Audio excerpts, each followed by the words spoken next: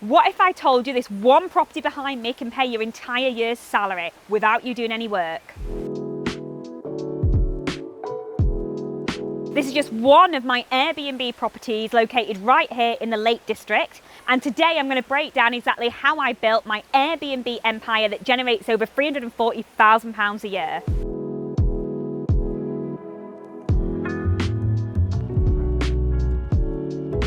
So what is Airbnb? Airbnb is also known as short-term lets or serviced accommodation. So it's basically, instead of someone coming and renting a full property, they come and they rent per night.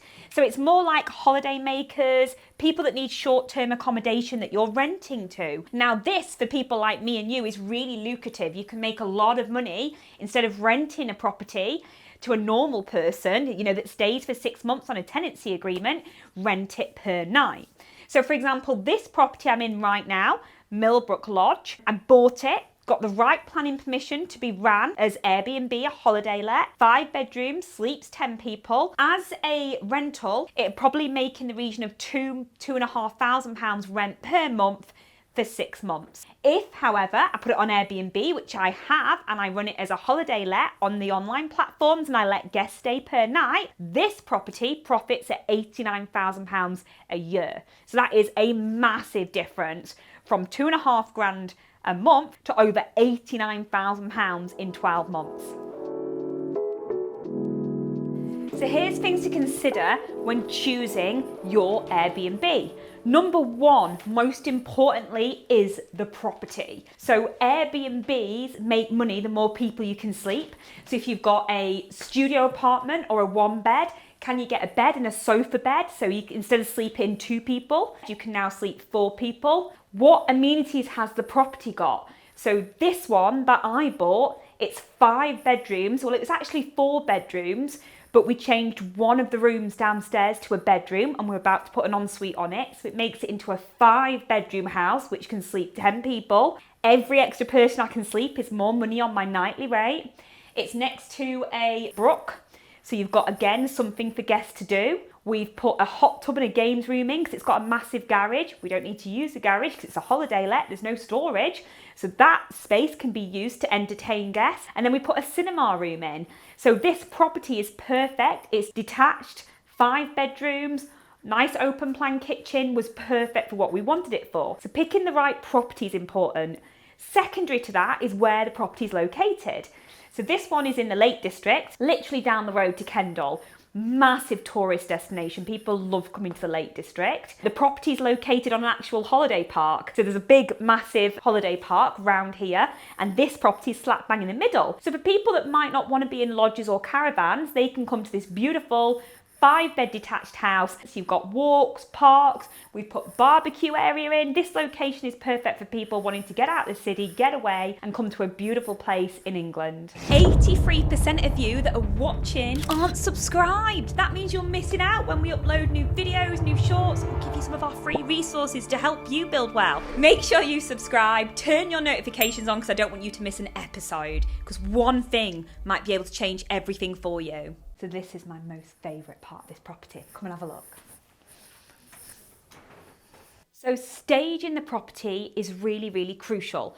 Most people don't do this part correctly and they don't get the bookings. So think about it yourself. When you come to book a holiday, when you want a nice holiday cottage, when you're on Airbnb looking at the listings, what do you look for? You look for stuff where you feel like you're going to have a holiday there. So you have to bring the house to life. So instead of just white walls, grey carpets, you need to show people what they can do. So this is our cinema room. We're showing people that you can get a lot of people around. We've got the speakers in the background. We've got a game on the table. This is staged to show you what a cinema room is. So immediately when you look at this photo as part of my list and you go, oh, in that house we can sit and have a nice afternoon watching movies. We can play a game as a family, because you want to link them to the experience they're going to have, and they're more likely to book your Airbnb. So here's the things you need to know. The right property, the right location. How do you do your due diligence and numbers and know the property is going to work? Planning, compliance, getting the licenses, doing it correctly. Fire health and safety, looking after the guests, listing it on booking.com. Airbnb, using a channel manager, getting housekeepers, operationally how to run it, how to market it, how to sell it, how to have happy guests, and finally, how to make the most amount of profit and cash in on some of the tax savings that you are allowed with some Airbnb properties. I've got the solution for you.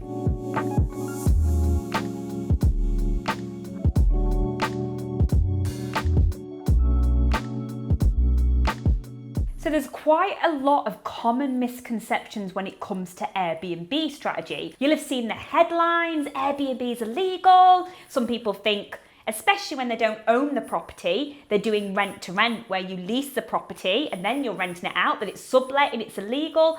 Airbnb is not illegal. It's only illegal when you're doing it wrong. So for example, you want to make sure that the local authority will allow you to run the property as SA. Planning at the moment have two different types of use classes for serviced accommodation. It's either C3, your own house, or C1, which is hotel, or B&B planning class. So some councils let you stay on C3, which is normal houses, to run SA. Some want you on C1. So that's the first thing. The second thing is licensing. Some places you need to get a license to run a holiday let, some places you don't. So this is all about knowing what you're doing. So is it illegal? No. Do you have to do it correctly? Yes. Make sure you're on the correct planning class and make sure you've got the license if you need to. And then if you're renting the property from someone and you're putting it on booking.com Airbnb, like I started, you need to make sure that they understand what you're doing and you do it on the right contract. So you can't do it on a tenancy agreement because that's subletting, which is illegal. You have to do it on a lease, a commercial lease agreement, because you're a business renting that property for commercial use. So again, it's all about what you know, but that's the first common misconception, it's illegal. Second is, oh, Airbnb is saturated, it's everywhere, it doesn't work. Wrong, wrong, wrong. Right now, the hotel and hospitality sector, holiday cottages and, short-term lets Airbnb only accounts for 3%. 97% is still hotels. More people than ever want staycations. They want places where they have living rooms, where they have kitchens. They don't want to be shoved into little hotel rooms, especially if you've got children. The amount of times I've been away with my children and, they shove us in one massive room, 4 beds. It's just not what you want, where you could have something like this. So no, it's not saturated. It's hugely in demand. You just need to pick the right location. Would I do it in the middle of London or Edinburgh? No. Would I do it on the outskirts? Would I do it in the lakes, the Peak Districts, Northern Ireland? Yes. So you need to know what you're doing. So number 1, not legal. Number 2, it's not saturated. And number 3, people go, oh, you can't make money from it. Well, I've just got a 3-day booking for this exact property today, £1,500 for 3 days. That covers my mortgage payment. There's massive demand for this type of thing, guys, so don't listen to the misconceptions. What I want you to do instead is to get educated. There's a way to do Airbnb that's most profitable and easy. Or there's a hard way. And the hard way is ignorance. Don't do it properly and then you get into all sorts of trouble. I want you to do it correctly, so make sure you get the right education and support to do this. 8 years ago, I found myself as a single mum in 24 grand worth of debt, on my own with my 2 kids, in a rented house, and I was struggling financially. I just didn't have the money to look after my kids. Even though I worked at a call centre full time, life was pretty hard. I realised that I wanted to start investing in property, and Airbnb was one of the first things I did. I went and rented a property from someone else and put it on booking.com and Airbnb, and I have made thousands of pounds. And I've scaled my business, and today it currently does about 340,000 a year. But I've done it right, I've done it correctly, and I invested in myself first.